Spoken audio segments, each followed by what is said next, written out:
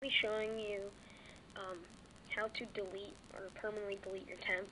Programs like CCleaner will not delete this because it won't be showing it. So today you're going to go to My Computer, and you can go to C drive. So where all your temp and cache is located is in the document settings. Then click your username, so Angus,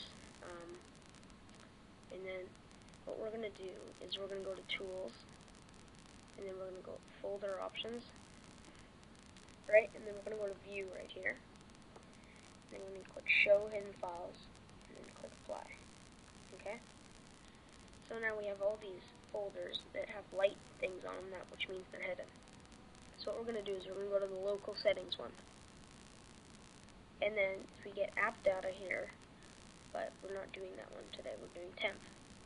So these are all the cam capture things. You can delete these. And this will free up, yesterday I freed up a gig of space. So that was nice. It's really easy to do.